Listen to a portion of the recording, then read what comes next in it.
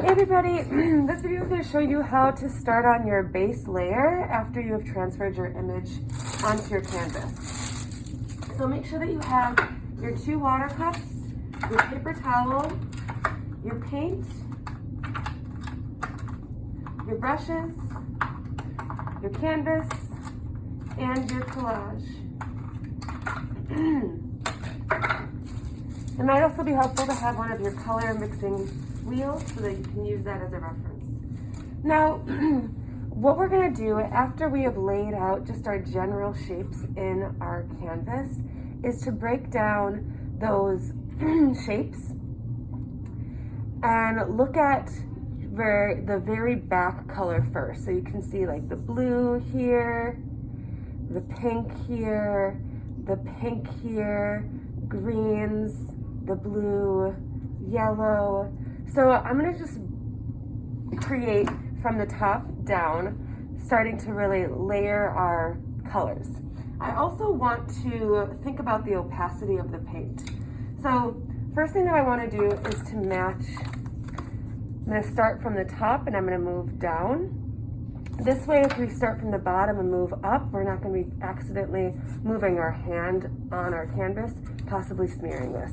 So I'm going to start with trying to mix this color. Now, when we take a look at our paints, we can see that this is a little bit closer to like a white, light blue. So, of course, we're going to always mix your darker color into your lighter color. I'm just going to put a little bit, right? And what I think the primary goals for today are to accurately match colors, to create enough paint to fill a space, and to make sure that we are painting with an opacity and with a hue that is going to give that idea of receding in the distance. So we can see here that that blue and the backgrounds that I have here are not quite right. So we're going to work on continuing to match that color.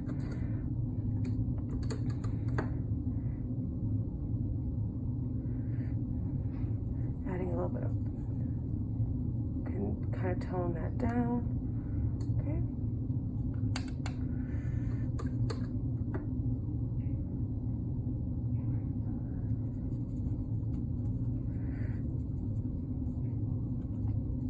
That's the reason that we have our collage, is as a reference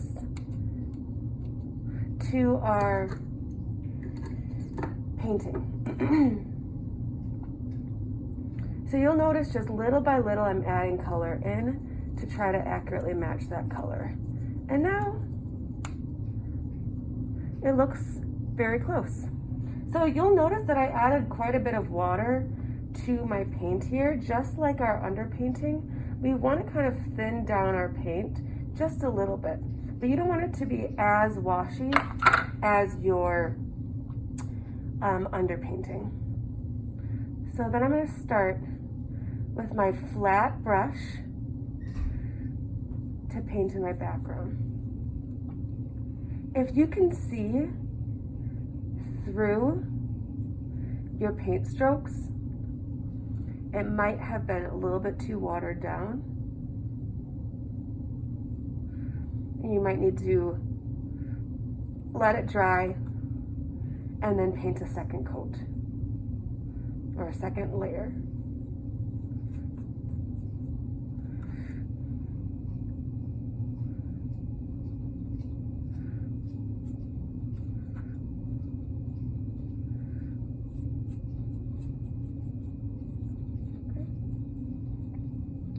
You can see that some of my underpainting is a little bit visible, and that's okay since it has a little bit of that blue kind of washiness in my collage. So then I'm going to move forward, and this is continuing here. So I'm going to try to match these colors. I'm going to move from the back to the front with just our general shapes. Okay, so Sometimes you can take the color that you've already just made. If you want to do a second coat, make sure you set that to the side, but you can always mix into that color if it's a similar hue to what you're trying for. So because this is just a little bit of a darker of this, I'm going to add my blue. And I think the thing that's going to take the most time, and that you're going to be working on really developing, is your matching your colors. All right.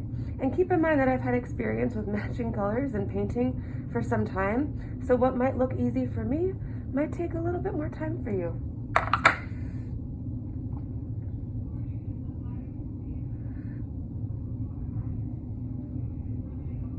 Now you're going to notice I'm painting this entire mountain peaks in, even though the mountains get different colors forward in the foreground. That's okay, because part of this is learning how to layer paints on top of paints.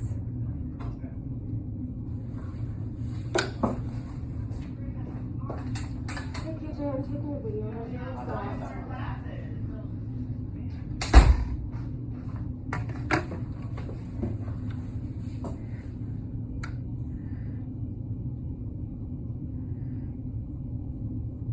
And you'll notice that I have a little bit of this blue in here.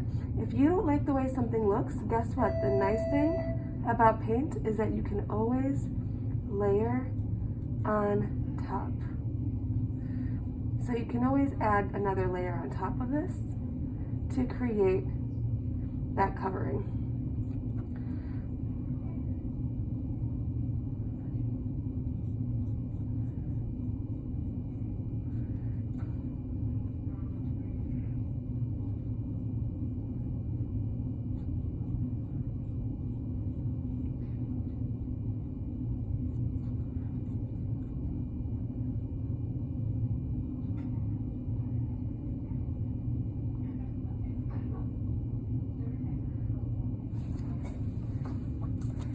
Then I'm going to come to my next colors, which is this pink. And even though I have these green dots in it, I'm going to paint the entire thing pink, because the nice thing is that you can paint those details on top of it. Again, it's got kind of a similar hue, but obviously it has more red. So I'm just going to bring a little bit more of my white back to here. This is where I like to mix all of my colors, but if there's a color that you want to save, I would put that to the side.